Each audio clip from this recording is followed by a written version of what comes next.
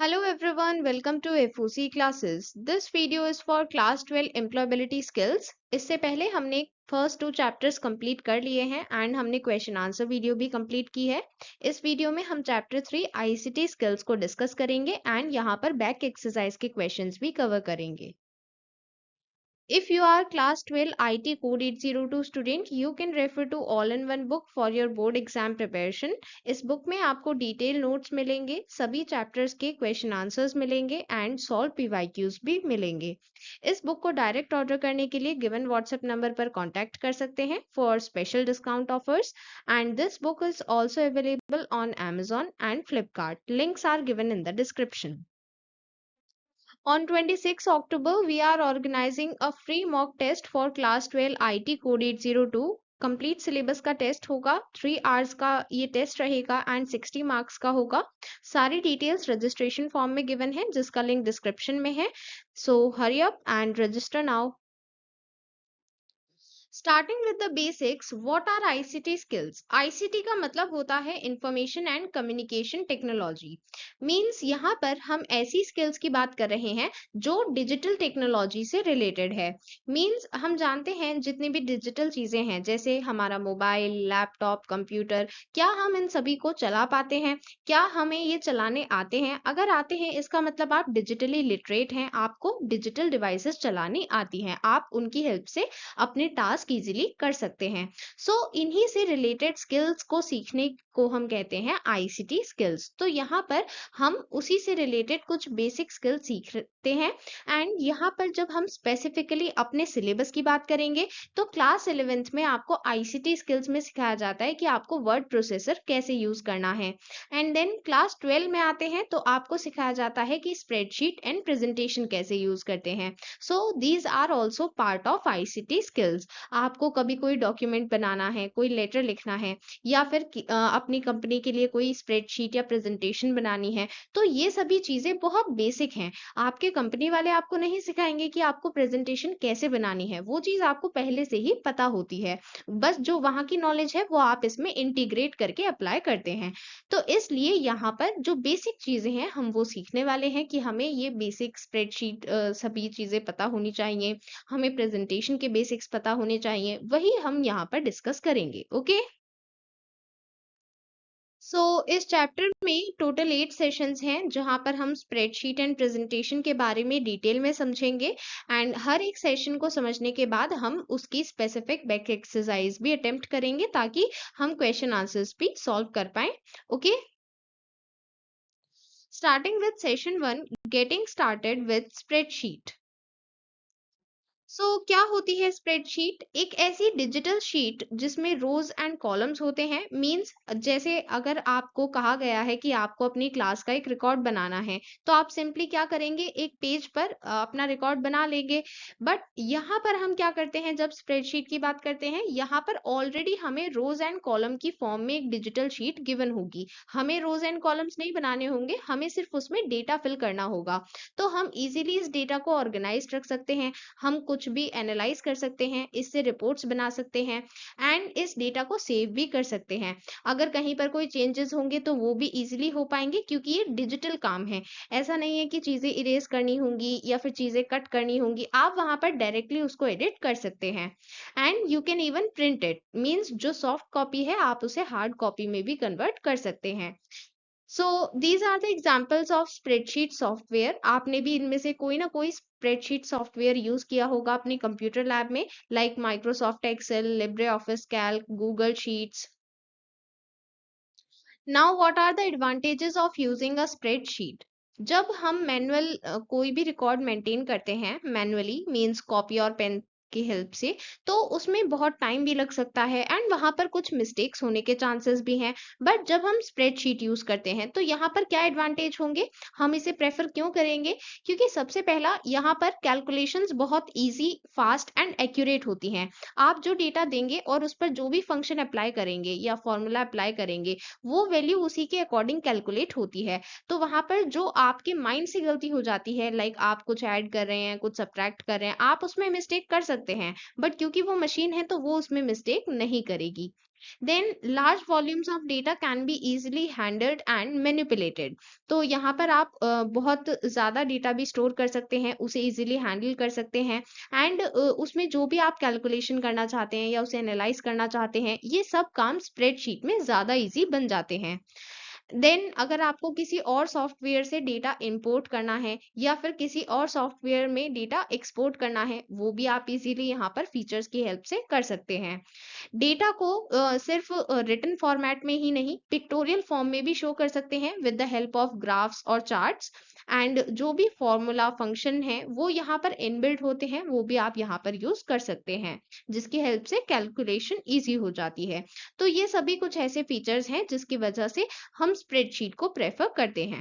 And yes, यहाँ पर हम जितने भी टॉपिक्स डिस्कस कर रहे हैं ये सभी आपसे क्वेश्चन आंसर की फॉर्मेट में पूछे जा सकते हैं।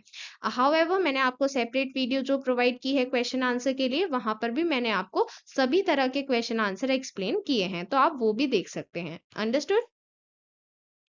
Now let us proceed to the next topic, components of a spreadsheet. जब आप लिब्रे ऑफिस कैल्क ओपन करते हैं तो इस तरह की स्प्रेडशीट ओपन हो जाती है, इस तरह की स्क्रीन आपको दिखती है। यहाँ पर हम डिफरेंट कंपोनेंट्स को सीखेंगे। सबसे पहले सबसे बेसिक हमने क्या समझा था, स्प्रेडशीट क्या है? रोज एंड कॉलम्स की एक डिजिटल शीट। तो यहाँ पर सबसे पहले हम रो के बारे में समझेंगे। तो क्या होती है row? Row is an arrangement of cells in a horizontal manner. Means ये जितने सेल्स हॉरिजॉन्टल मैनर में अरेंज्ड हैं, लाइक ये आप देख सकते हैं, ये जो हाईलाइटेड है ये है 8th रो। अब ये 8th रो कैसे है, हमने कैसे आइडेंटिफाई किया? क्योंकि इसके आगे ये 8 नंबर मेंशन्ड है। तो यहाँ पर ये जितने भी नंबर मेंशन हैं, ये सभी नंबर्स क्या इंडिकेट कर रहे हैं? ये रोज को इंडिकेट कर रहे हैं। तो ये है फर्स्ट रो, ये है सेकेंड रो, ये है थर्ड रो। इस तरह से ये सभी रोज को इंडिकेट कर रहे हैं। ठीक है, तो ये सभी क्योंकि हॉरिजॉन्टल मैनर में अरेंज्ड है, इसलिए हमने इन्हें कहा है row. Understood? Then column arrangement of cells in vertical manner, जैसे यहाँ पर ए बी सी डी ये सभी कॉलम्स हैं, तो यहाँ पर ये स्पेसिफिक बी कॉलम है, मींस ये सारे कॉलम्स जो यहाँ पर अरेंज्ड हैं, जो हाईलाइटेड हैं, ये सभी कॉलम हैं। देन इसी तरह से ये सी कॉलम है, ये डी कॉलम है। तो जब हॉरिजॉन्टली अरेंज्ड होते हैं सेल्स तो उसे रो कहते हैं, और जब वर्टिकली अरेंज्ड होते हैं तो उसे कॉलम कहते हैं। Understood? Then what is cell? Cell is rectangle shaped box where the row and column meet. आप यहाँ पर देख सकते हैं कि यहाँ पर 8th row and B column ये इंटरसेक्ट कर रहे हैं, तो ये मिलकर एक सेल बना रहे हैं। इसी तरह से इस पूरी स्प्रेडशीट में जितने भी रो एंड कॉलम है वो सभी मिलकर यहाँ पर क्या बना रहे हैं? सेल। जैसे यहाँ पर अगर हम सबसे पहला सेल देखेंगे तो यहाँ पर जो ए कॉलम है और फर्स्ट रो है, ये दोनों जहां पर इंटरसेक्ट हो रहे हैं वहां पर फर्स्ट सेल बन रहा है। इसी तरह से इस पूरी स्प्रेडशीट में जितनी भी रोज हैं, जितने भी कॉलम्स हैं, सभी कहीं ना कहीं इंटरसेक्ट कर रहे हैं और वो बना रहे हैं सेल। अंडरस्टूड? सो इस तरह से यहाँ पर जो पर्टिकुलरली सेल है उसका एक एड्रेस होगा। जैसे अगर हमने इस सेल की बात की है जो इस टाइम हाईलाइटेड है, तो इस सेल का एड्रेस क्या होगा, हम कैसे आइडेंटिफाई करेंगे? तो इसके लिए सिंपली आपको सबसे पहले बताना है कॉलम नेम और फिर उसके बाद बताना है रो नंबर। तो इस सेल का एड्रेस क्या होगा? B8। इसी तरह से अगर मैं आपसे फर्स्ट सेल का एड्रेस पूछूं तो यहाँ पर सबसे पहले क्या बताएंगे? कॉलम नेम मीन्स A, उसके बाद रो नंबर मीन्स 1, और ये एक साथ ही लिखा जाएगा। ठीक है, A1 B8 C8 इस तरह से। ठीक है। Then what is worksheet? Collection of cells in the form of a grid. यहाँ पर आप देख सकते हैं कि ये सेल और ये सेल अलग है। आपको कैसे पता चला कि ये अलग है? क्योंकि इनके बीच में ये लाइन है, तो इस लाइन को क्या कहते हैं? Grid line. तो ये सभी ग्रिड लाइंस हैं जिसकी वजह से हम पहचान पाते हैं कि ये सभी सेल्स अलग हैं। तो ग्रिड की फॉर्म में ये सभी सेल्स जो अरेंज्ड हैं, इन्हीं के कलेक्शन को हम कहते हैं वर्कशीट। तो ये जो आपको दिखाई दे रहा है यही है worksheet. Understood. By default 3 worksheets होती हैं, मतलब आपने न्यू स्प्रेडशीट बनाई है तो वहां पर आपको पहले से ही 3 वर्कशीट्स मिलेंगी। आप इसमें ऐड करना चाहते हैं तो ऐड भी कर सकते हैं इस प्लस बटन की हेल्प से, और अगर आप इसमें से रिमूव करना चाहते हैं तो रिमूव भी कर सकते हैं, मींस शीट को डिलीट कर सकते हैं। अंडरस्टूड। एंड यहाँ पर जो डिफॉल्ट वर्कशीट्स होती हैं उनका नेम होता है sheet 1, sheet 2, sheet 3। Okay. Now what is active cell? जो सेल आप सेलेक्ट करते हैं उसी को एक्टिव सेल कहते हैं। एक्टिव मींस जो इस टाइम पर वर्क कर रहा है या फिर इस टाइम पर सिलेक्टेड है। तो इस टाइम पर कौन सा सेल सिलेक्टेड है? ये सेल। तो इसी को हम कहेंगे एक्टिव सेल। एंड इसको एक थिक बॉर्डर के साथ हाईलाइट कर दिया जाएगा ताकि आपको पता चल पाए कि कौन सा एक्टिव सेल है। ठीक है। तो आप जो भी कुछ टाइप करेंगे वो इसी में टाइप होता है। ठीक है। Now what is range of cells? Suppose करते हैं कि हमें सिर्फ एक नहीं मल्टीपल सेल सेलेक्ट करने हैं जो एक साथ हैं। जैसे हमें यहाँ पर A1 से लेकर A5 तक सेल सेलेक्ट करने हैं, तो हम यहाँ पर जब इन सभी सेल्स को एक साथ सेलेक्ट करेंगे तो हम उसे कहेंगे रेंज ऑफ सेल्स। सो यहाँ पर इस रेंज को पढ़ना कैसे है और लिखना कैसे है ये इंपॉर्टेंट है, क्योंकि ये आपके एग्जाम के पॉइंट ऑफ व्यू से भी इम्पोर्टेंट है। तो इसको ध्यान से समझिएगा। मैंने आपको यहाँ पर 3 एग्जाम्पल्स दिए हैं। सो सपोज करते हैं कि मुझे सबसे पहले A1 से लेकर A5 तक सेलेक्ट करना है। ठीक है। अब इस चीज को मुझे लिखना कैसे है? तो लिखना ऐसे है कि सबसे पहले आप फर्स्ट सेल का नेम लिखेंगे, मीन सेल एड्रेस लिखेंगे। तो फर्स्ट सेल का एड्रेस क्या होगा? सबसे पहले हम देखते हैं कॉलम नेम और फिर देखते हैं रो नंबर, तो ये है A1। ठीक है। और फिर लास्ट सेल क्या है? लास्ट सेल है यहाँ पर A5। राइट। यहाँ पर सबसे पहले कॉलम नेम देखते हैं और फिर रो नंबर देखते हैं, तो यहाँ पर A5। ठीक है। तो मुझे A1 से लेकर A5 तक सेलेक्ट करना है। अब यहाँ पर A1 और A5 तो लिख दिया, पर मुझे ये भी तो बताना है कि A1 से लेकर A5 तक, मतलब इनके बीच के भी सेल्स होने चाहिए। तो उसके लिए ये सिंबल यूज किया जाएगा। ठीक है। तो ये चीज हमेशा याद रखें कि जब भी आपको ये बताना है कि हमें इस सेल से लेकर इस सेल तक सभी सेल्स चाहिए, तब आपको ये सिंबल यूज करना है। ठीक है। जैसे हम यहाँ पर बताना चाहते हैं B1 से लेकर D1 तक सभी सेल्स, हमने ये नहीं बताया B1 C1 D1, नहीं, हमने लिखा है B1 से लेकर D1 तक, मतलब जो उसके बीच में है वो भी। तो यहाँ पर हम क्या लिखेंगे? B1 to D1। ठीक है। इसे 2 की तरह पढ़ना है। ठीक है। फिर इसके बाद सपोज करते हैं कि हमें B3 से लेकर D4 तक सेलेक्ट करना है, तो यहाँ पर अगेन वही सेम कॉन्सेप्ट, आपको पहले सेल का एड्रेस लिखना है, पहला सेल है ये, और फिर लास्ट सेल कौन सा होगा? ये। तो आपको यहाँ पर लिखना है B3 से लेकर D4 तक। ठीक है।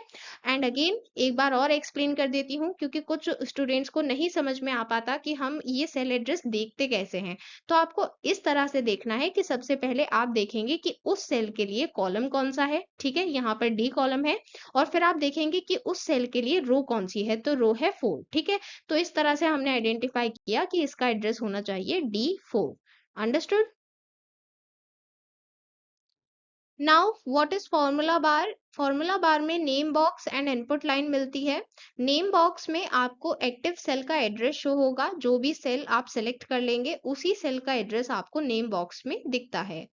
देन फॉर्मूला बार, यहाँ पर जो फॉर्मूला बार में इनपुट लाइन है, यहाँ पर आप जो भी टाइप करेंगे वो आपको एक्टिव सेल में दिख जाएगा, या फिर जो भी चीजें आप एक्टिव सेल में टाइप करते हैं वो आपको यहाँ इनपुट लाइन में दिख जाएगा। ठीक है।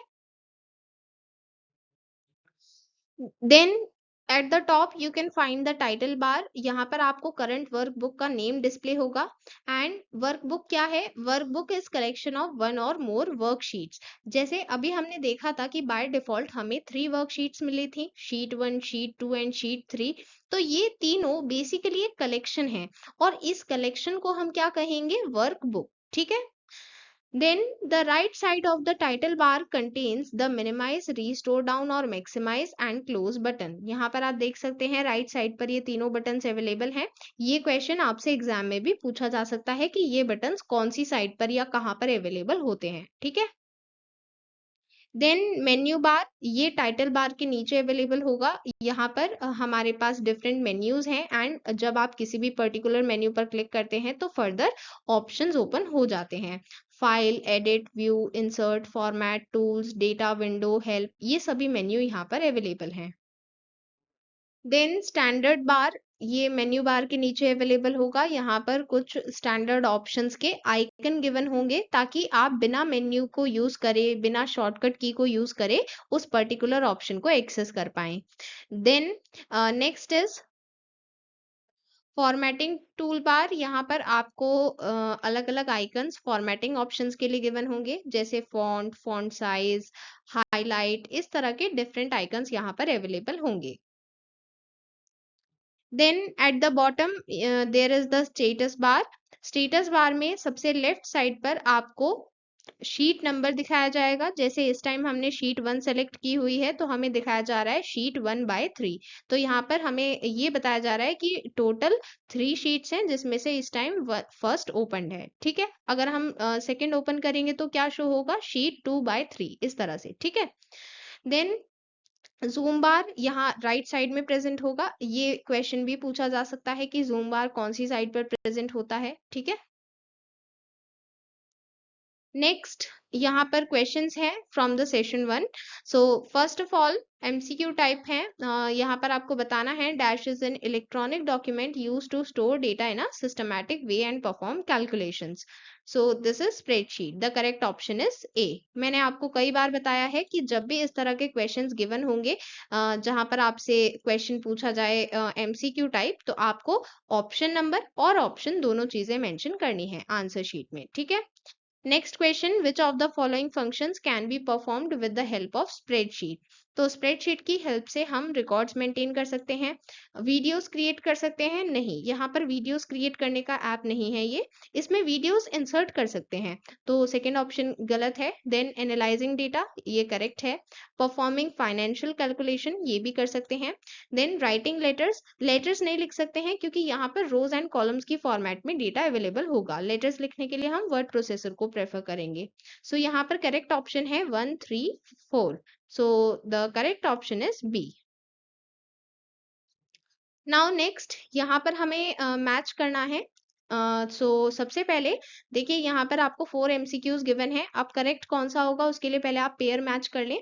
तो सबसे पहले पूछा गया है grid of horizontal rows and vertical columns. हमने डिस्कस किया था कॉलम्स एंड रोज जहां पर ग्रिड की फॉर्म में अरेंज्ड होंगे। सो इसे हम क्या कहते हैं, वर्कशीट। तो फर्स्ट का ई ऑप्शन है, ये चीज हमें पता चल गई है। बट यहाँ पर क्योंकि इसके लिए 3 ऑप्शंस है तो हमें आगे भी देखना होगा। So horizontal arrangement of cells numbered 1, 2, 3, 4। So horizontal arrangement होता है रो का। So the correct option is second का ए है। Then third, where rows and columns meet or intersect, rows and columns जहां पर मिलते हैं वहां पर सेल बनता है। तो थर्ड का करेक्ट ऑप्शन होगा D. Then which contains one or more worksheets. सो एक या एक से ज्यादा वर्कशीट्स होती हैं वर्क बुक में। So the fourth is pair for B. Then vertical arrangement of cells named A, B, C, D, ये होते हैं columns. So यहाँ पर 5 के लिए है C. ठीक है, तो अब आप मैच कर सकते हैं। So the correct option will be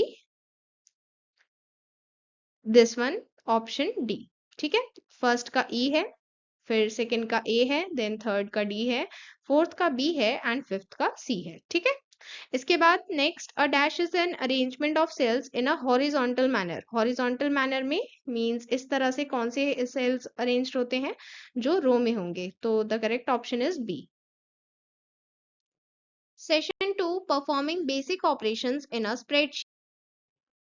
how to create a new spreadsheet. जब मेन्यू बार में जाएंगे तो फाइल मेन्यू में न्यू ऑप्शन में स्प्रेडशीट सेलेक्ट करेंगे, या फिर शॉर्टकट की यूज कर सकते हैं Ctrl+N, या फिर स्टैंडर्ड बार में जाकर न्यू डॉक्यूमेंट आइकन में स्प्रेडशीट ऑप्शन को सेलेक्ट कर सकते हैं। इस तरह का क्वेश्चन आपसे एग्जाम में भी पूछा जा सकता है जिसमें आपको एक ही चीज को परफॉर्म करने के मल्टीपल वेज पूछे जाएं। अंडरस्टूड? या फिर शॉर्टकट की पूछी जा सकती है। Then how to open existing spreadsheet means जो आपने पहले से सेव की हुई है वो स्प्रेडशीट कैसे ओपन करनी है। इसके लिए फाइल मेन्यू में ओपन ऑप्शन पर क्लिक करेंगे, या फिर Ctrl+O शॉर्टकट की यूज करेंगे, या फिर ओपन आइकन जो स्टैंडर्ड टूल बार पर अवेलेबल है ये यूज करेंगे। इसके बाद ओपन डायलॉग बॉक्स डिस्प्ले हो जाएगा। यहाँ पर सेव्ड फाइल की लोकेशन पर जाएंगे, फाइल पर क्लिक करेंगे एंड देन ओपन पर क्लिक करेंगे, फिर वो फाइल ओपन हो जाएगी। अंडरस्टूड? नाउ सेविंग स्प्रेडशीट तो सबसे पहले यहाँ पर हमें सेव एंड सेव एज के बीच डिफरेंस समझना होगा और फिर हम स्टेप्स को डिस्कस करेंगे, क्योंकि ये एग्जाम के पॉइंट ऑफ व्यू से तो इम्पोर्टेंट है ही और आपको समझ भी होनी चाहिए कि सेव कब यूज करना है, सेव एज कब यूज करना है। तो देखिए, एक ऐसी फाइल जो आपने अभी तक सेव ही नहीं की है, मीन्स आपने वो फाइल फर्स्ट टाइम ओपन की तो अभी तक आपने वो सेव की ही नहीं थी, तो उसमें आप सेव पर क्लिक करें या फिर सेव एज पर क्लिक करें, दोनों ही ऑप्शन में आपके पास save as dialog box open हो जाएगा। बट अगर आप एक ऐसी फाइल सेव कर रहे हैं जो पहले से सेव्ड है, मींस आपने उसको पहले किसी लोकेशन पर किसी नेम से सेव किया हुआ है, आप उसको दोबारा सेव कर रहे हैं, तो अब आपके पास दो ऑप्शन है कि आप सेव यूज करना चाहते हैं या सेव एज। तो अब सेव क्लिक करने पर क्या होगा, जो भी चेंजेस आपने किए हैं उस फाइल में वो सभी सेव हो जाएंगे, ठीक है। फाइल की लोकेशन वही रहेगी, फाइल का नेम वही रहेगा। बट अगर आप चूज करते हैं सेव एज ऑप्शन, तो उस केस में आपके पास save as dialog box open होगा, जिसमें आपके पास ये ऑप्शन होगा कि आप उस फाइल का नेम और लोकेशन चेंज कर सकते हैं। नेसेसरी नहीं होगा, आप कर सकते हैं अगर आप चाहते हैं तो। और जो चेंजेस हैं वो तो सेव हो ही जाएंगे, ठीक है। तो इसलिए हम सेव एज ऑप्शन यूज करेंगे, ठीक है। सो आई होप अब आपको इन दोनों के बीच का डिफरेंस क्लियर है, okay. Now how to save the spreadsheet, यहाँ पर हम ऑप्शंस स्टेप्स देखेंगे। सबसे पहले मेन्यू बार में जाएंगे, फाइल, देन सेव ऑप्शन पर क्लिक करेंगे या सेव एज सेलेक्ट करेंगे। अगर शॉर्टकट की यूज करनी है तो सेव के लिए control plus S and save as के लिए control plus shift plus S. Again ये इंपॉर्टेंट क्वेश्चन है, आपसे एग्जाम में पूछा जा सकता है। सेव आइकन स्टैंडर्ड बार पर अवेलेबल होगा, इसे भी यूज कर सकते हैं। Then save as dialog box open होगा, यहाँ पर फाइल की लोकेशन सेलेक्ट करेंगे जहां पर सेव करनी है file. Then file name type करेंगे, जो डिफॉल्ट सेव एज टाइप है वो होगा डॉट ओडीएस, बट आप इसे चेंज भी कर सकते हैं। लाइक अगर आपको माइक्रोसॉफ्ट एक्सेल टाइप में सेव करनी है तो इसके लिए एक्सटेंशन होगी डॉट एक्सएलएस, इसमें भी आप सेव कर सकते हैं। और भी ऑप्शंस होंगे आपको ड्रॉप डाउन में गिवन होंगे, सेव एज टाइप का एक ड्रॉप डाउन होता है, वहां पर आप सेलेक्ट कर सकते हैं, ठीक है। देन सेव पर क्लिक कर देंगे। ये जो एक्सटेंशन है मीन सेव एज टाइप, इससे क्वेश्चन पूछे गए हैं प्रीवियस ईयर में, इंपॉर्टेंट क्वेश्चन है। सो आपको ये दोनों एक्सटेंशन पता होने चाहिए, understood. How to enter text in a cell, सबसे पहले उस सेल को सेलेक्ट करें, कंटेंट टाइप करें एंड फिर एंटर प्रेस करें। नाउ एंटर प्रेस करने के बाद जो कंटेंट है वो आपको कौन सी डायरेक्शन में दिख रहा है, वही होता है alignment. By default text left aligned होता है, मींस आपको लेफ्ट में दिखाई देगा जो भी टेक्स्ट है। एंड बाय डिफॉल्ट जो नंबर्स होते हैं वो राइट अलाइंड होते हैं, ठीक है। Now how to edit text, जब आपने ऑलरेडी टेक्स्ट लिख दिया है फिर आपको उसे चेंज कैसे करना है, तो उसके लिए सेल को सेलेक्ट करें, जहां पर एडिट करना है वहां पर दोबारा क्लिक करें, या फिर फॉर्मूला बार की हेल्प से भी एडिट कर सकते हैं। एडिट करने के बाद एंटर प्रेस कर दें। How to delete text in cell, cell पर क्लिक करेंगे और फिर डिलीट की प्रेस कर देंगे, तो वहां पर जो भी कंटेंट है वो डिलीट हो जाएगा। How to select multiple cells, multiple cells मतलब एक से ज्यादा सेल्स कैसे सेलेक्ट करने हैं। अगर आपको पूरी रो सेलेक्ट करनी है तो उसके लिए आप रो हेडिंग पर क्लिक करेंगे, जैसे आपको फर्स्ट रो सेलेक्ट करनी है तो आप फर्स्ट वन पर क्लिक कर देंगे। अगर आपको सेकंड रो सेलेक्ट करनी है तो आप टू पर क्लिक कर देंगे, इस तरह से वो पूरी रो सेलेक्ट हो जाएगी। देन अगर आपको कॉलम पूरा कॉलम सेलेक्ट करना है तो उसके लिए आप कॉलम हेडिंग पर क्लिक करेंगे। कॉलम हेडिंग मतलब ए बी, ये सभी कॉलम हेडिंग है, तो अगर आपको ए कॉलम सेलेक्ट करना है तो ए पर क्लिक करेंगे। देन अगर आपको पूरी वर्कशीट सेलेक्ट करनी है, मींस जितने भी सेल हैं इस वर्कशीट में पूरी वर्कशीट आपको सेलेक्ट करनी है, तो इसके लिए ये जो ग्रे रेक्टेंगल है अपर लेफ्ट कॉर्नर में, इस पर क्लिक करेंगे। देन अगर आपको रेंज ऑफ सेल सेलेक्ट करनी है, मींस जो कॉन्टिन्यूअस है, लाइक आपको A1 से लेकर A5 तक सेलेक्ट करना है इस तरह से, तो सबसे पहले जो फर्स्ट सेल है वहां पर क्लिक करेंगे, देन शिफ्ट प्रेस करते हुए जो लास्ट सेल है उस पर क्लिक करेंगे, तो ये सभी सेल सेलेक्ट हो जाएंगे, ठीक है। ये तब करना है जब आपको रेंज ऑफ सेल्स मतलब जो कॉन्जिक्यूटिव है उन्हें सेलेक्ट करना है। बट अगर वो सेल्स कॉन्जिक्यूटिव नहीं है, मतलब मुझे सेलेक्ट करना है A1, A3, A6 इस तरह से, मतलब बीच बीच में सेल्स लीव किए हुए हैं, तो उस केस में क्या करना है? उस केस में आपको सबसे पहला सेल सेलेक्ट करने के बाद कंट्रोल की प्रेस करनी है, ठीक है? तो कंट्रोल की प्रेस करते हुए आप जो भी जिस भी सेल पर क्लिक करेंगे, लाइक आपने माउस से क्लिक किया A1 पर, A3 पर, A5 पर, तो सिर्फ वही सेल सेलेक्ट होंगे। कब? जब आपने कंट्रोल की प्रेस की हुई है, ठीक है? तो जब कॉन्जिक्यूटिव सेल सेलेक्ट करने हैं तो शिफ्ट की का यूज करते हुए सेलेक्ट करेंगे, और जब ऑल्टरनेटिव सेलेक्ट करने हैं या फिर कॉन्जिक्यूटिव नहीं है, ऐसे सेल सेलेक्ट करने हैं, तो कंट्रोल की यूज करते हैं, ठीक है? Next, how to print spreadsheet. Go to file menu, select print option और use the shortcut key control plus P। इसके बाद print dialog box open होगा। प्रिंटर सेलेक्ट करना है, नंबर ऑफ कॉपी सेलेक्ट करनी है, बाकी ऑप्शंस देखने हैं, जो भी आपको नेसेसरी लगता है वो सभी ऑप्शन सेलेक्ट करने के बाद ओके पर क्लिक करना है। एंड फिर जो सॉफ्ट कॉपी थी, मीन स्प्रेडशीट थी, उसकी कॉपी, हार्ड कॉपी आपको मिल जाएगी। हाउ टू क्लोज स्प्रेडशीट, इसके लिए फाइल मेन्यू में जाएंगे एंड क्लोज ऑप्शन पर क्लिक कर देंगे। Here are questions for session 2.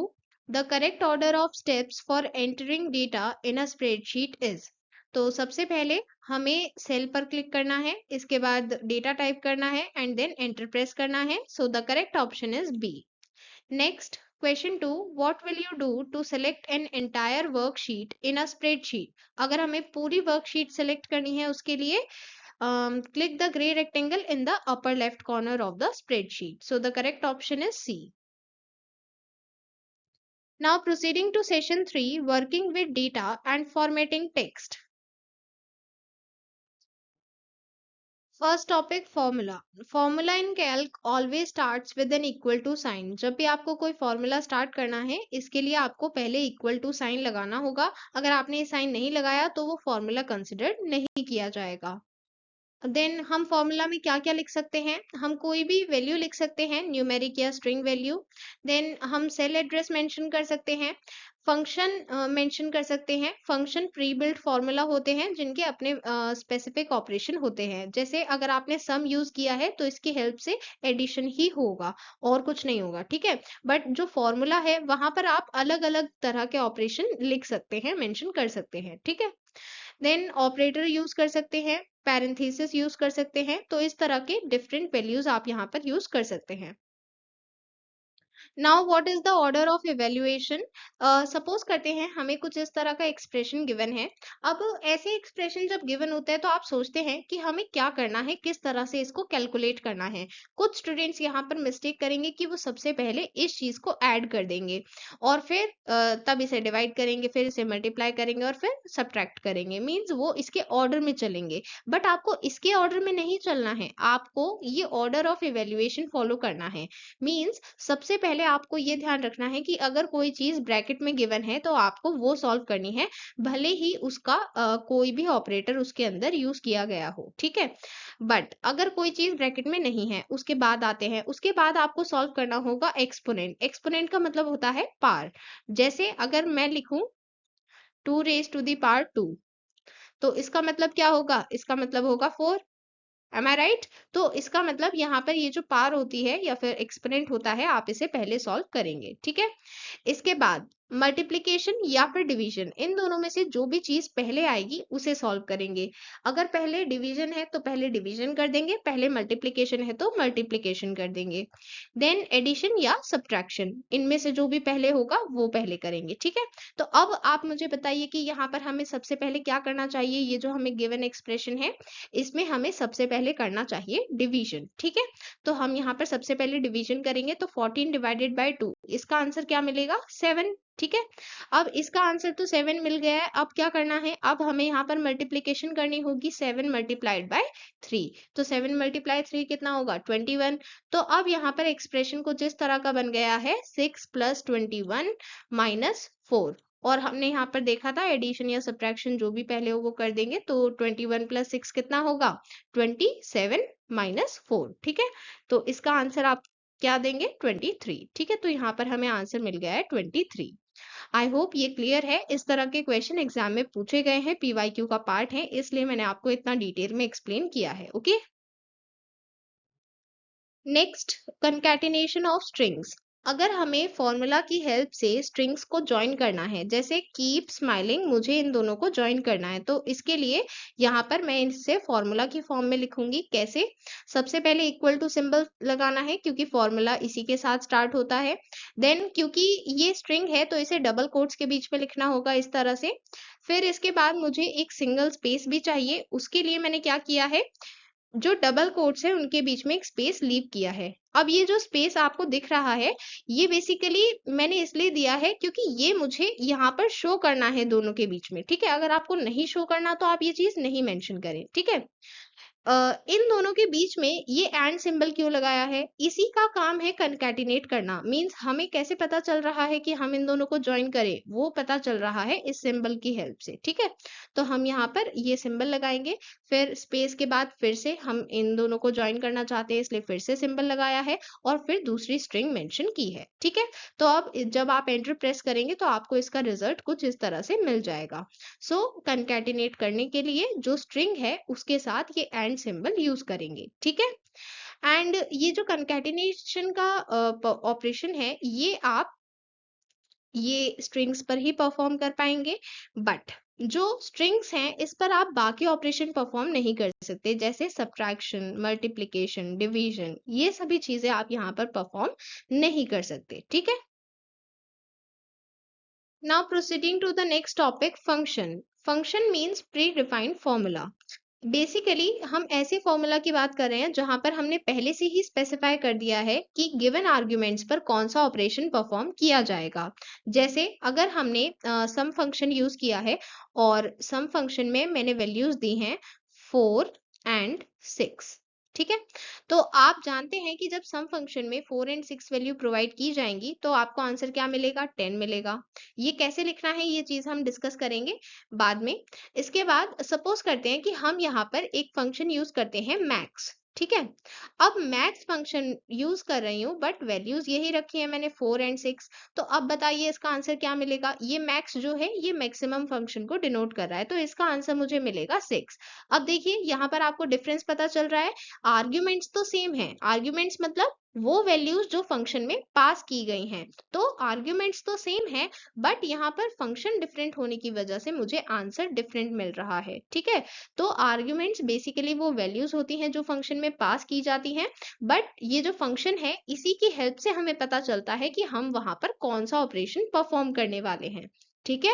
तो फंक्शन लिखते कैसे हैं अब हम सीखेंगे कि फंक्शन को लिखना कैसे है, उसका फॉर्मेट क्या है। सबसे पहले क्योंकि फंक्शन एक टाइप का फॉर्मूला ही है इसलिए यहाँ पर सबसे पहले इक्वल टू सिंबल मैंडेटरी है। इसके बाद फंक्शन का नेम लिखेंगे, सम है तो सम, मैक्सिमम है तो मैक्स, इस तरह से। देन ब्रैकेट स्टार्ट करेंगे, यहाँ पर फर्स्ट आर्ग्यूमेंट लिखना है, फिर ये सिंबल लगाएंगे सेमीकोलन, देन नेक्स्ट आर्ग्यूमेंट, इसी तरह से जितने भी आर्ग्यूमेंट्स है सभी आर्ग्यूमेंट्स लिख देंगे और फिर लास्ट आर्ग्यूमेंट के बाद जो ब्रैकेट है वो क्लोज कर देंगे, ठीक है? अब हम एक एग्जाम्पल की हेल्प से समझेंगे। सबसे पहले सम फंक्शन की बात करते हैं। सम फंक्शन की हेल्प से हम गिवन सेल्स का टोटल फाइंड कर सकते हैं, मींस एडिशन कर सकते हैं। जैसे यहाँ पर हम रोल नंबर 1 के लिए क्वेश्चन गिवन है, calculate total marks of roll number 1। तो हमें रोल नंबर 1 के लिए टोटल मार्क्स कैलकुलेट करने हैं। टोटल मार्क्स कैसे कैलकुलेट करेंगे? यहाँ पर जो टर्म 1 के मार्क्स है और टर्म 2 के मार्क्स है इन दोनों को ऐड कर देंगे यहाँ पर। एम आई राइट? तो सबसे पहले तो हमें ये पता होना चाहिए कि हमें ये कैलकुलेशन करनी कहाँ पर है, ठीक है? तो हमें ये कैलकुलेशन करनी है इस पर्टिकुलर सेल में। इसका एड्रेस क्या होगा उसे आइडेंटिफाई करने के लिए मैंने आपको ऑलरेडी बताया हुआ है। सबसे पहले आप आइडेंटिफाई करेंगे कॉलम नेम और फिर आइडेंटिफाई करेंगे रो नंबर, ठीक है? तो ये है D2। तो D2 में हमें रोल नंबर 1 के टोटल मार्क्स बताने हैं, ओके? तो टोटल मार्क्स के लिए हम क्या करेंगे? सबसे पहले तो हम यहाँ पर इक्वल टू सिंबल यूज करेंगे, फिर सम फंक्शन यूज करने के लिए सम लिखेंगे, ब्रैकेट स्टार्ट करेंगे। अब यहाँ पर क्या करना है ध्यान से सुनिए। देखिए यहाँ पर आपके पास दो ऑप्शंस हैं। पहला ऑप्शन है कि आप यहाँ पर मेंशन कर सकते हैं 45 सेमीकोलन 56। इसका मतलब है कि आपको इन दोनों वैल्यूज का सम करना है, ठीक है? देन आपके पास एक और ऑप्शन है। अब ये जो दूसरा ऑप्शन है ये हमारे लिए ज्यादा कन्वीनियंट है। अब क्यों कन्वीनियंट है इस चीज को समझें। यहाँ पर हम ये वैल्यूज ना यूज करते हुए हम ये बता रहे हैं कि हमें कौन से सेल्स की वैल्यू चाहिए। मतलब यहाँ पर हमने वैल्यू मेंशन नहीं की, हमने यहाँ पर मेंशन किया है सेल का एड्रेस। मींस हमने मेंशन किया है सम B2 टू C2। इसका मतलब क्या है? इसका मतलब हमने ये स्पेसिफाई किया कि जो भी वैल्यू B2 में होगी और जो भी वैल्यू C2 में होगी, आपको ये दोनों वैल्यूज ऐड करनी है। मतलब हमने वैल्यू नहीं बताई है, हमने सेल का रेफरेंस बताया है कि कौन से सेल की वैल्यू को ऐड करना है। तो सपोज करते हैं कि हमने टर्म 1 की वैल्यू चेंज कर दी, पर क्योंकि हमने यहाँ पर ये फॉर्मूला यूज किया हुआ था, तो क्या होगा कि जब हम इस वैल्यू को चेंज करेंगे तो यहाँ पर ऑटोमेटिकली अपडेट हो जाएगा। क्यों? क्योंकि हमने यहाँ पर फॉर्मूला में सेल रेफरेंस यूज किया था, ना कि वैल्यू। तो वैल्यू यूज करते तो ये चेंज नहीं होता। अगर हमने ये यूज किया तो यहाँ पर अपने आप चेंज नहीं होगा, क्योंकि हमने तो यहाँ पर वैल्यू को मेंशन कर दिया है। पर क्योंकि यहाँ पर ये जो दूसरा मेथड हमने यूज किया, इसमें हमने सेल रेफरेंस यूज किया है, तो इस वजह से अगर आप यहाँ पर कोई भी अपडेट करेंगे B2 या C2 में, तो आपको वही अपडेट यहाँ पर टोटल में भी दिख जाएगा। ठीक है? तो क्योंकि हमने सेल रेफरेंस की बात की है, तो इसे थोड़ा डिटेल में समझ लेते हैं, ये आपको आगे भी काम आएगा। सो सेल रेफरेंस आइडेंटिफाई करता है कि हम कौन से सेल की बात कर रहे हैं। जैसे अगर मैंने लिखा A1, तो मुझे पता चल गया है कि कौन सा सेल है, राइट। इसी तरह से अगर मैंने लिखा B2 टू C2, तो मुझे रेंज ऑफ सेल्स का पता चल गया है। ठीक है? तो इसी चीज को हम कहते हैं सेल रेफरेंस। अब देखिए, हमें पता है कि हर एक सेल का अपना एक एड्रेस होगा जो उसके रो एंड कॉलम नेम से बनता है। ठीक है? तो जो सेल एड्रेस है, जब वो किसी फॉर्मूला में लिखा जाता है, उसी चीज को हम कहते हैं सेल रेफरेंसिंग। तो अभी जो हमने फॉर्मूला में यूज किया था सेल एड्रेस, उसी चीज को हम कहते हैं सेल रेफरेंसिंग। ठीक है? तो ये सेल रेफरेंसिंग 3 टाइप्स की हो सकती है। सबसे पहली होती है जो हमने अभी सीख ली है, सबसे पहले इसको डिस्कस करेंगे, रिलेटिव सेल रेफरेंसिंग। इसका मतलब क्या होता है? अगर मैंने सिंपली इस तरह से लिख दिया है सेल एड्रेस को सेल रेफरेंसिंग में A1, ठीक है? तो इसका मतलब क्या है कि अब जब मैं इस फॉर्मूला को कहीं और कॉपी करूंगी तो ये चेंज हो सकता है। मतलब जब मैंने इसको कॉपी किया सेकंड रो में, तो अब ये A1 की जगह A2 बन जाएगा। जब मैंने इसको थर्ड रो में कॉपी किया तो ये A2 की जगह A3 बन जाएगा। ठीक है? तो ऐसा क्यों हो रहा है? क्योंकि मैं रो चेंज कर रही हूँ। इसी तरह से मैं कॉलम चेंज करूंगी तो कॉलम भी चेंज हो सकता है। क्यों हो सकता है? क्योंकि यहाँ पर ना ही मैंने कॉलम नेम को फिक्स किया है और ना ही मैंने रो नंबर को फिक्स किया है। अगर मैं इनमें से किसी भी चीज को फिक्स कर देती हूँ, सपोज करते हैं कि मैं इनमें से जो रो नंबर है इसको फिक्स करना चाहती हूँ, तो मैं इसके पहले ये डॉलर सिंबल यूज करूंगी। तो इसकी हेल्प से क्या होगा? जो कॉलम नेम है ये फिक्स नहीं है, ये चेंज हो सकता है, पर ये जो रो नंबर है ये फिक्स्ड ही रहेगा। अब मैं इसको चाहे सेकंड रो में ले जाऊं चाहे थर्ड रो में ले जाऊं, ये 1 ही रहेगा। क्यों? क्योंकि यहाँ पर मैंने इसको फिक्स कर दिया है। ठीक है? बट मैंने इसे मिक्स्ड सेल रेफरेंसिंग क्यों कहा? क्योंकि यहाँ पर मैंने एक चीज को फिक्स किया और एक चीज को नहीं किया। अगर मैं दोनों ही चीज को फिक्स कर दूं तो ये होगी absolute cell referencing. Understood? I hope ये चीज आपको क्लियर है। अब देखिए, ये फंक्शन कैसे लिखा ये तो मैंने आपको समझा दिया है। ठीक है? जब आप इसको लिखते टाइम फिर एंटर प्रेस करेंगे, तो आपको यहाँ पर एक्चुअल रिजल्ट मिल जाएगा। ठीक है? और फिर आप वापस यहाँ पर क्लिक करेंगे तो आपको वापस से ये फॉर्मूला शो करने लगेगा। ठीक है? तो अब यहाँ पर इस चीज को समझिए कि सपोज करते हैं हम यहाँ पर इस फॉर्मूला को बाकी में कॉपी करना चाहते हैं, बट हम ये चाहते हैं कि जब ये कॉपी हो तो यहाँ पर रिस्पेक्टिव सेल की वैल्यूज ही ऐड होनी चाहिए। मतलब अगर इस पर्टिकुलर सेल के लिए ये दोनों वैल्यूज ऐड हुई हैं, तो अगर मैं इस सेल की बात कर रही हूँ तो इस सेल के लिए कौन सी वैल्यूज ऐड होनी चाहिए? ये और ये। राइट? तो यहाँ पर अगर मैं आपसे पूछूं कि क्या चीज चेंज हुई है, तो आप देख सकते हैं कि कॉलम तो सेम है, बी एंड सी यही कॉलम है, बट यहाँ पर चेंज क्या हुआ है? चेंज हुई है रो। तो यहाँ पर मुझे ये बताना है कि ये चीज चेंज हो सकती है। तो अभी मैंने जो आपको सेल रेफरेंसिंग टॉपिक एक्सप्लेन किया है, उसका यही रेलेवेंस था कि जब हम रिलेटिव सेल रेफरेंसिंग यूज करते हैं, तो अगर मैं इस फॉर्मूला को कॉपी करना चाहती हूँ बाकी सभी सेल्स में, तो यहाँ पर क्योंकि ये रिलेटिव सेल रेफरेंसिंग है, मैंने लिखा है B2 टू C2। अब जब मैं इसको सेकंड रो से थर्ड रो में कॉपी करूंगी, तो यहाँ पर बताइए ये क्या हो जाएगा? ये हो जाएगा B3 टू C3। अगर मैं इसी चीज को कॉपी करूंगी फोर्थ रो में मैं कॉपी कर रही हूँ, मैं अपने आप चेंज नहीं कर रही हूँ, तो ये अपने आप ही ये हो जाएगा B4 और ये हो जाएगा C4। ऐसा क्यों हो रहा है?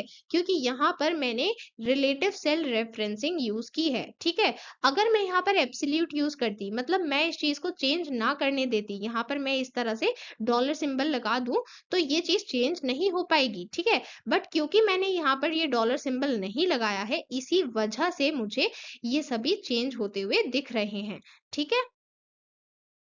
तो अब सिंपली मुझे क्या करना है, एक सेल में मैं फॉर्मूला टाइप करूंगी और फिर मुझे ऑटो फिल हैंडल, ये जो आपको छोटा सा हैंडल शो होता है सेल के कॉर्नर में, इस हैंडल को ड्रैग करना है जहां तक भी आप इस फॉर्मूला को कॉपी करना चाहते हैं, और ये सभी में कॉपी हो जाएगा। और आप देख सकते हैं कि यहाँ पर रिस्पेक्टिव सेल के लिए वैल्यूज कैलकुलेट की गई हैं। 101 is the addition of these values, 1371 is the addition of these values. तो यहाँ पर रिस्पेक्टिव वैल्यूज ऐड की गई हैं क्योंकि यहाँ पर रिलेटिव सेल रेफरेंसिंग थी, ठीक है। Now next function is average function. जब हम एवरेज फाइंड करना चाहते हैं, अब काफी सारे स्टूडेंट्स को नहीं पता है कि एवरेज कैसे कैलकुलेट किया जाता है, इस चीज को भी हम डिस्कस करेंगे। सो यहाँ पर एक एग्जाम्पल है, calculate average marks in English. ये हमें एक एग्जाम्पल गिवन है, यहाँ पर इंग्लिश के एवरेज मार्क्स कैलकुलेट करने हैं। तो सबसे पहले तो आपको ये आइडेंटिफाई करना होगा कि आपको कौन से सेल्स की वैल्यू चाहिए। मैंने आपको यहाँ पर हाईलाइट करके इसलिए दिखाया है ताकि आपको समझ में आ पाए। एग्जाम में आपको समझाने के लिए कुछ गिवन नहीं होगा, वहां पर तो डायरेक्टली क्वेश्चन पूछा जाएगा, तो वहां पर इस तरह से हाईलाइटेड शो नहीं होगा, आपको खुद से आइडेंटिफाई करना होगा। अगर मैं आपसे यहाँ पर इंग्लिश के लिए पूछ रही हूँ, तो इंग्लिश के लिए सबसे पहले आप ये आइडेंटिफाई कर सकते हैं कि हमें ये सभी वैल्यूज यहाँ पर चाहिए, राइट। अब इसके लिए आप इनका एड्रेस आइडेंटिफाई करेंगे, तो यहाँ पर जो रेंज ऑफ सेल्स है वो है C3 टू C7, तो आपने यही चीज मेंशन की है।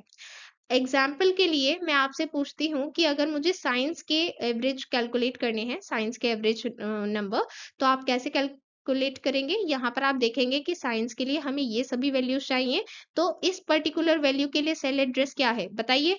ये है F3, ठीक है। F3 से लेकर कहाँ तक? ये क्या है 64, ये कहाँ पर है F7, तो F3 से लेकर F7, ठीक है। तो आपको आइडेंटिफाई करना आना चाहिए कि हमें कौन सा रेंज ऑफ सेल्स यहाँ पर लेना है, ठीक है। इसके बाद यहाँ पर कौन सा फंक्शन अप्लाई करना है? एवरेज, तो उसके लिए हमने फंक्शन का नेम लिख दिया है और फिर आर्ग्यूमेंट्स लिख दिए हैं, ठीक है। तो इसका एवरेज कैलकुलेट हो जाएगा। एंड यस, जब एग्जाम की बात करें तो एग्जाम में हालांकि आपसे ऐसा क्वेश्चन पूछा नहीं जाएगा, बट फिर भी आपको पता होना चाहिए कि एवरेज कैसे कैलकुलेट करते हैं। तो इसलिए मैं आपको बता रही हूँ कि जब भी एवरेज कैलकुलेट करना है तो गिवन वैल्यूज का सम करेंगे सबसे पहले, ठीक है।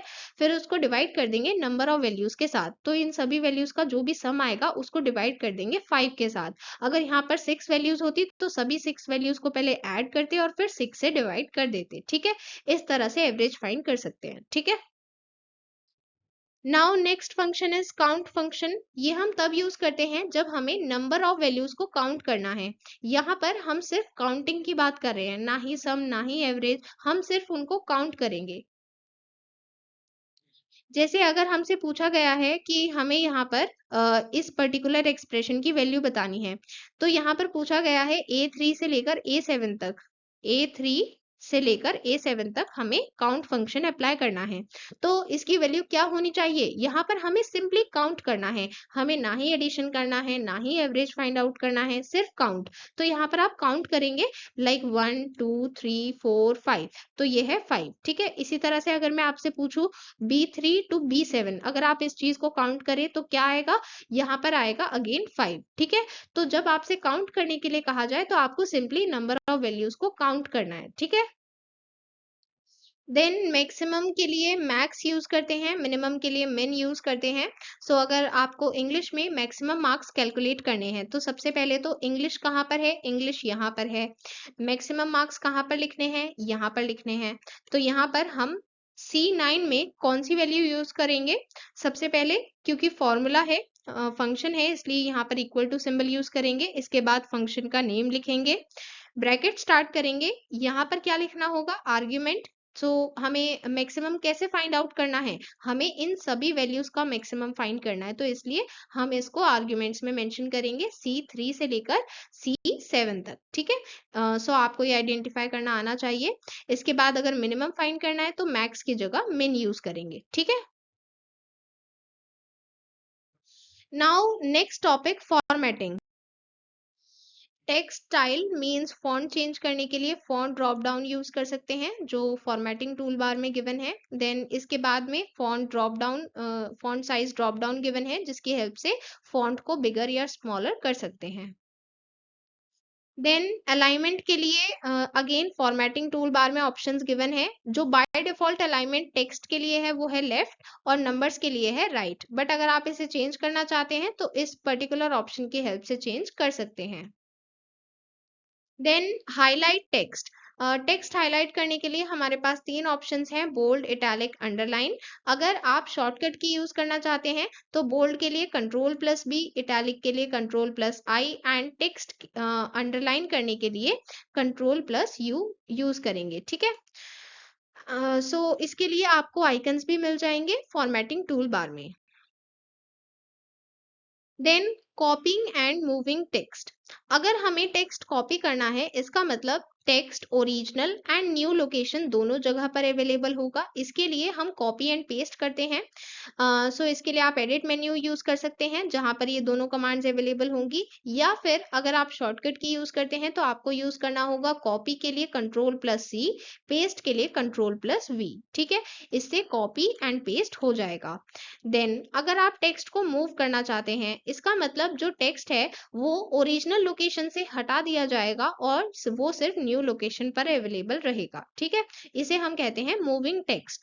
तो अगर टेक्स्ट मूव करना है उसके लिए टेक्स्ट को पहले कट करेंगे और या फिर शॉर्टकट की यूज कर सकते हैं कंट्रोल+X, इसके बाद पेस्ट करेंगे कंट्रोल+V, शॉर्टकट की है इसके लिए, ठीक है। एग्जाम में आपसे इन दोनों के बीच में डिफरेंस भी पूछा जा सकता है, okay. Now MCQs. What is the default alignment of numbers in a cell? Numbers को by default right align रखते हैं. Then by default the text in a cell is left align. ये statement true है. Text left aligned होता है. Then what is the shortcut key to underline text? Underline के लिए होता है Control+U. Option D. Which of the following features is used to perform addition in spreadsheet? अगर हमें addition करना है इसके लिए हम formula use करेंगे. Correct option is D. Which of the following signs define a formula? हम formula लिख रहे हैं, ये चीज कैसे identify करते हैं? जब हम starting में equal to symbol use करते हैं. So the correct option is C. Now proceeding to session 4, advanced features in spreadsheet. Sort data.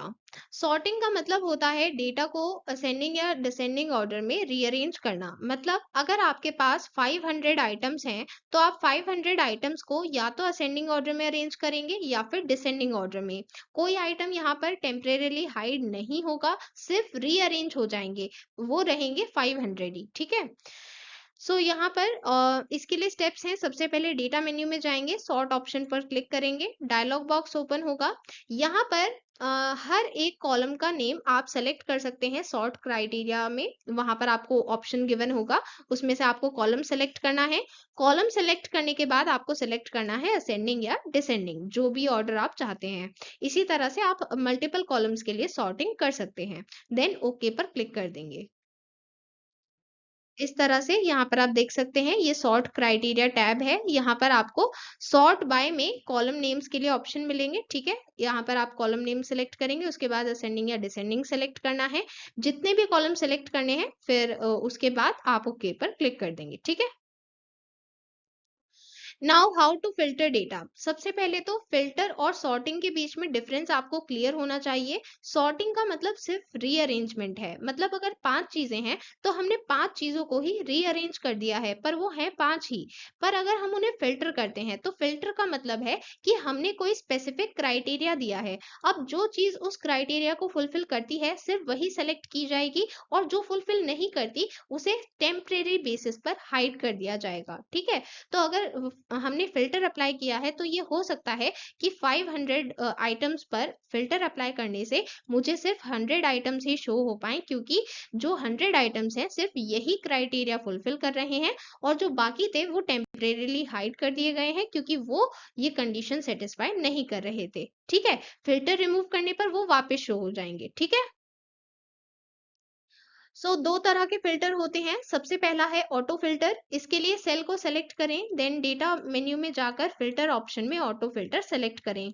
यहाँ पर एक ड्रॉप डाउन मेन्यू एरो दिख जाएगा हर एक कॉलम हेडिंग के आगे। जैसे यहाँ पर ये 3 कॉलम्स हैं, तो आप देख सकते हैं तीनों कॉलम हेडिंग्स के आगे आपको ये दिखाई दे रहा है ड्रॉप डाउन एरो। जब आप उस पर क्लिक करेंगे तो जो आइटम आपको देखना है उसके आगे आप क्लिक कर सकते हैं, जो नहीं देखना है उसको क्लिक नहीं करेंगे, अनचेक कर देंगे। इस तरह से जो भी आपने सेलेक्ट किया है वही आपको यहाँ पर शो हो जाएगा। देन स्टैंडर्ड फिल्टर, इसके लिए अगेन डेटा मेन्यू में जाएंगे, फिल्टर ऑप्शन में स्टैंडर्ड फिल्टर ऑप्शन सेलेक्ट करेंगे। देन डायलॉग बॉक्स ओपन होगा। यहाँ पर हम क्योंकि क्राइटेरिया सेट कर रहे हैं, तो क्राइटेरिया यहाँ पर सेट करने के लिए आप अलग अलग कंडीशन रख सकते हैं। जैसे सबसे पहले तो आपको कॉलम नेम सेलेक्ट करना होगा। ठीक है? फिर इसके बाद कंडीशन सेलेक्ट करनी होगी। इसमें आप ये भी रख सकते हैं कि वो इक्वल होना चाहिए, कोई इनइक्वालिटी भी रख सकते हैं, और फिर यहाँ पर वैल्यू रखनी है। ठीक है? फिर अगर और भी कॉलम्स हैं, तो यहाँ पर सबसे पहले तो आपको ये बताना होगा कि वो कंडीशन नेसेसरी है या फिर चॉइस में है, मीन्स एंड या और सेलेक्ट करेंगे और फिर बाकी कॉलम्स के लिए कंडीशंस यहाँ पर सेलेक्ट करेंगे। ठीक है? फिर जब सारी कंडीशन सेलेक्ट हो जाती हैं, फिर ओके पर क्लिक कर देंगे। Okay? Protecting spreadsheet with password, अगर स्प्रेडशीट पर पासवर्ड लगाना है तो उसके लिए हम सबसे पहले टूल्स मेन्यू में जाएंगे, then protect document option select करेंगे। यहाँ पर दो ऑप्शन होंगे, शीट और डॉक्यूमेंट, कोई भी एक सेलेक्ट करेंगे। इसके बाद डायलॉग बॉक्स ओपन होगा जहां पर पासवर्ड टेक्स्ट बॉक्स में पासवर्ड टाइप करना है, फिर दोबारा कंफर्म करना है सेम पासवर्ड। एंड ये केस सेंसिटिव होता है, तो केस का ध्यान रखें, कैपिटल में लिख रहे हैं या स्मॉल में लिख रहे हैं वैसे ही लिखना है। एंड देन ओके पर क्लिक कर देंगे। फिर जब आप नेक्स्ट टाइम स्प्रेडशीट ओपन करेंगे तो आपको पहले पासवर्ड लिखना होगा और तभी वो ओपन हो पाएगी। Understood? Save the spreadsheet in PDF format. PDF means portable document format. इसके लिए स्टैंडर्ड बार पर टूल गिवन होता है icon, export directly as PDF icon, इसको क्लिक करेंगे। देन डायलॉग बॉक्स ओपन होगा। यहाँ पर सबसे पहले लोकेशन सेलेक्ट करेंगे जहां पर ये फाइल सेव करनी है, फाइल नेम टाइप करेंगे और ओके बटन पर क्लिक कर देंगे। Understood? Now back exercise question. Which menu option will you use to sort data? Data sorting के लिए data menu use करते हैं, option B. Then mister Gupta के पास एक स्प्रेडशीट है जिसमें वो अपनी शॉप के 500 आइटम्स की लिस्ट मेंटेन करते हैं। एक कस्टमर आता है और उनसे एक पर्टिकुलर आइटम के लिए पूछता है, तो अब उन्हें क्या करना चाहिए ताकि वो उस आइटम को जल्दी ढूंढ पाए? तो अब देखिए 500 आइटम्स हैं, तो आप मुझे खुद ही बताइए कि अगर हम यहाँ पर सॉर्टिंग करेंगे, मतलब सॉर्टिंग का मतलब क्या होता है? रीअरेंजमेंट, या तो असेंडिंग या फिर descending order.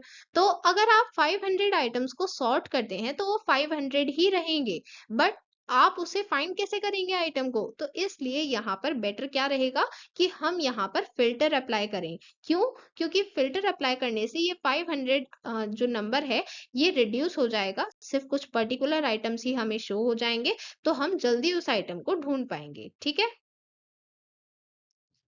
Next question. Mister Verma अपना कंप्यूटर बाकी कलीग्स के साथ शेयर करते हैं जो उनके ऑफिस में उनके साथ काम करते हैं, बट उन्हें ये इंश्योर करना है कि जो फाइनेंशियल डेटा है कंपनी का वो और कोई ना देख पाए जो वो कंप्यूटर पर सेव कर रहे हैं। तो इसके लिए उन्हें क्या करना चाहिए? तो इसके लिए बेस्ट ऑप्शन है कि वो अपनी फाइनेंशियल डेटा शीट को उस पर पासवर्ड अप्लाई कर दें। तो अब वो क्योंकि पासवर्ड के साथ प्रोटेक्टेड है तो वो सिर्फ वही ओपन कर पाएंगे और कोई ओपन नहीं करेगा। अंडरस्टूड?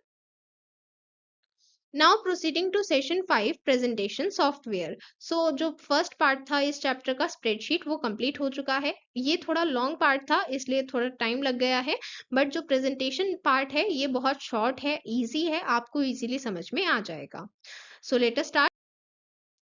सबसे पहले प्रेजेंटेशन सॉफ्टवेयर के एडवांटेजेस की बात करते हैं। हम इसे प्रेफर क्यों करते हैं? क्योंकि हम इसे इंटरेस्टिंग बना सकते हैं अलग-अलग मल्टीमीडिया के साथ, जैसे इमेजेस, वीडियोस, एनिमेशन, म्यूजिक, ये सभी चीज़ें हम इसमें ऐड कर सकते हैं। इजीली कोई भी चेंज आप इसमें कर सकते हैं। जब आपको लार्ज ऑडियंस को ये प्रेजेंटेशन शो करनी है तो आप इसे प्रोजेक्टर की हेल्प से प्रोजेक्ट कर सकते हैं स्क्रीन पर, एंड इसे आप प्रिंट भी कर सकते हैं। सो ये सारे एडवांटेजेस होने की वजह से हम इसे प्रेफर करते हैं। There are different presentation softwares available: LibreOffice Impress, Microsoft Office, PowerPoint, Google Slides, Apple Keynote।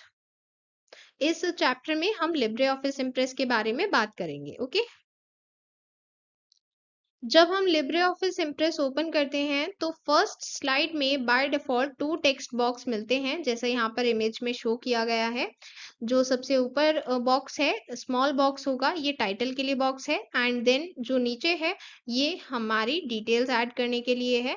सो ये question exam point of view से काफी इंपॉर्टेंट है। बाय डिफॉल्ट 2 टेक्स्ट बॉक्स होंगे। टॉप 1 होगा टाइटल के लिए, लोअर 1 होगा बाकी डिटेल्स के लिए। Here are questions. आपको एक समर वेकेशन प्रोजेक्ट असाइन किया गया है, हाउ टू मेक बायोगैस। इसमें आपने बहुत सारी रिसर्च की है, पिक्चर्स क्लिक की हैं, वीडियोस भी लिए हैं, एंड इसमें आपको बताना है कि आप ये प्रेजेंटेशन क्लास के सामने कैसे दिखाएंगे, आप इसके लिए क्या यूज करेंगे। तो क्या आपको इसके लिए चार्ट पेपर यूज करना चाहिए? नहीं। यहाँ पर आपके पास वीडियोस भी हैं। वीडियोस आप चार्ट पेपर पर नहीं दिखा पाएंगे, तो उसके लिए आपको क्या यूज करना होगा? प्रेजेंटेशन सॉफ्टवेयर, जिसकी हेल्प से आप ये सभी कंटेंट उसमें इजीली ऑर्गेनाइज कर पाएंगे और ऑडियंस को भी दिखा पाएंगे with the help of projector. What do you need to install on your computer to be able to run Impress? Impress एक पर्टिकुलर सॉफ्टवेयर का नेम यहाँ पर गिवन है। इसके लिए हमें क्या इंस्टॉल करना होगा? इसके लिए हमें इंस्टॉल करना होगा Libre office. Then how many text boxes does the first slide of LibreOffice Impress have by default? By default जो first slide होगी उसमें 2 text boxes होंगे। Okay? Next, session 6. Opening, closing, saving and printing a presentation. Existing presentation को open करने के लिए file menu में जाएंगे, ओपन ऑप्शन पर क्लिक करेंगे या फिर शॉर्टकट की यूज कर सकते हैं।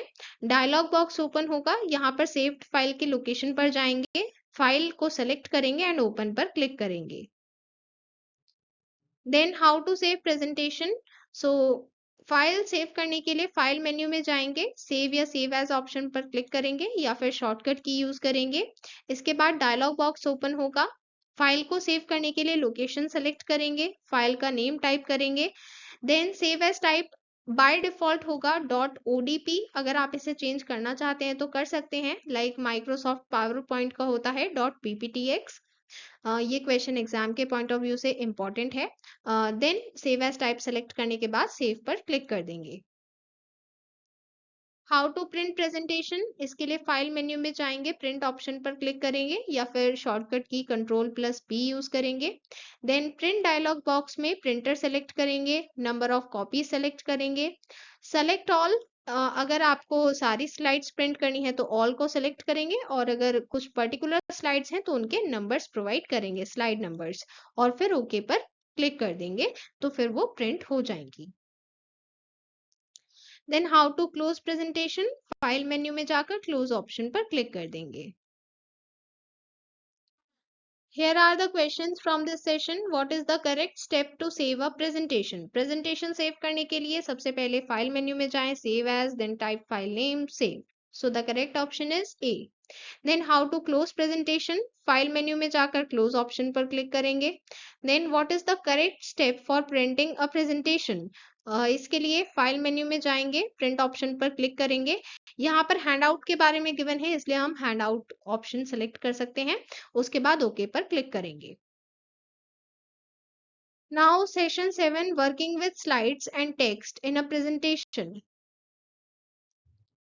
सो न्यू स्लाइड ऐड करने के लिए शॉर्टकट की होती है Ctrl+M, ये इंपॉर्टेंट पीवाईक्यू है, या फिर स्लाइड मेन्यू में जाकर न्यू स्लाइड ऑप्शन को सेलेक्ट करेंगे। अगर स्लाइड डिलीट करनी है तो उस स्लाइड को सेलेक्ट करने के बाद स्लाइड मेन्यू में जाकर डिलीट स्लाइड ऑप्शन सेलेक्ट करेंगे या फिर उस स्लाइड को सेलेक्ट करने के बाद डिलीट की भी प्रेस कर सकते हैं। देन प्रॉपर्टीज टैब की हेल्प से फॉर्मेटिंग भी कर सकते हैं। जो भी टेक्स्ट है पहले वहां पर क्लिक करेंगे तो आपको प्रॉपर्टीज टैब में अलग अलग ऑप्शन शो हो जाएंगे उस टेक्स्ट से रिलेटेड। अगर आपको उस टेक्स्ट को बोल्ड, इटैलिक या अंडरलाइन करना है, इसके लिए यहाँ पर आइकन्स गिवन होंगे। अगर आप उसे अलाइन करना चाहते हैं तो इसके लिए भी यहाँ पर पैराग्राफ में ऑप्शन अवेलेबल होंगे। चेंजिंग टेक्स्ट कलर चेंज करने के लिए या तो हम फॉन्ट कलर चेंज कर सकते हैं। ये ड्रॉप डाउन आपको फॉर्मेटिंग टूल बार में मिल जाएगा, या फिर आप हाईलाइट कलर चेंज कर सकते हैं जिसकी हेल्प से बैकग्राउंड कलर चेंज हो जाता है। ये ऑप्शन भी आपको स्टैंडर्ड फॉर्मेटिंग टूल बार में मिल जाएगा। Which menu option do you use to insert a slide? Slide insert करने के लिए स्लाइड मेन्यू यूज करते हैं, option C. How will you usually align the title of a slide? Generally हम title को सेंटर में रखते हैं, so the correct option is C. Which option will you use to change the colour of the text? Text का colour change करने के लिए हम फॉन्ट कलर चेंज करते हैं, option A. Now the last session of this chapter, session 8, advanced features used in presentation. Then insert menu के help से image, audio, video, chart, table, ये सभी चीजें इंसर्ट कर सकते हैं। शेप भी यहीं से इंसर्ट करनी है। एग्जाम में क्वेश्चन इमेज पर बेस्ड हो सकता है, चार्ट पर बेस्ड हो सकता है, शेप पर बेस्ड हो सकता है, तो आपको ये ध्यान रखना है, ये सभी चीजें इंसर्ट मेन्यू की हेल्प से इंसर्ट करेंगे। How to insert image in a presentation?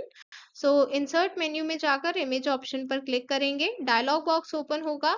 उस इमेज की लोकेशन पर जाएंगे जहां पर वो इमेज अवेलेबल है। इमेज पर डबल क्लिक कर सकते हैं या फिर इमेज पर क्लिक करने के बाद ओपन या इंसर्ट पर क्लिक करेंगे। Next topic, layout. लेआउट क्या होता है? लेआउट हमें हेल्प करता है हमारे स्लाइड के कंटेंट को ऑर्गेनाइज्ड वे में अरेंज करने के लिए। मींस हमें कौन सी चीज कहाँ पर डिस्प्ले हो रही है, हम इमेज को कहाँ पर शो करना चाहते हैं, टेक्स्ट को कहाँ पर, टाइटल को कहाँ पर शो करना चाहते हैं, ये चीजें हम लेआउट की हेल्प से इजिली अरेंज कर सकते हैं। जो भी हम लेआउट सेलेक्ट करेंगे उसी के अकॉर्डिंग वो अपने आप अरेंज हो जाएगा। एंड बाय डिफॉल्ट जो लिब्रे ऑफिस इम्प्रेस की फर्स्ट स्लाइड होगी उसमें 2 टेक्स्ट बॉक्स होंगे, जिसमें टॉप वन होता है टाइटल के लिए एंड लोअर वन होता है बाकी डिटेल्स के लिए। This is the default layout of the first slide. Okay, so then which menu option will you click on to insert shapes and images? इसके लिए हम इंसर्ट मेन्यू यूज करेंगे, option D. Then how to insert a square shape? इसके लिए insert menu में जाएंगे, shape option पर basic option select करेंगे एंड देन स्क्वायर सेलेक्ट करेंगे, option C. What happens when you change the layout of a slide? जब हम slide का लेआउट चेंज करते हैं तो क्या होता है, जो कंटेंट है उसका अरेंजमेंट चेंज हो जाएगा अकॉर्डिंग टू द लेआउट। जो भी हम लेआउट सेलेक्ट करेंगे उसमें अगर टाइटल ऊपर है तो टाइटल ऊपर आ जाएगा, इमेज साइड में है तो साइड में आ जाएगी, अरेंजमेंट चेंज हो जाएगा कंटेंट का। Okay, so that was all for today. With this, we have completed chapter 3 ICT skills. If you are class 12 IT code 802 student, you can register for the free mock test. Link for the registration form is given in the description. All-in-one book is now available on direct orders as well as Amazon and Flipkart. Links are given in the description. इस book में आपको सभी chapters के detailed notes, chapter wise question answers and solved PYQs मिलेंगे. This book will help you for class 12 IT Code 802 board exam preparation. So that was all for today. We'll meet you soon in the next video. Till then, bye everyone.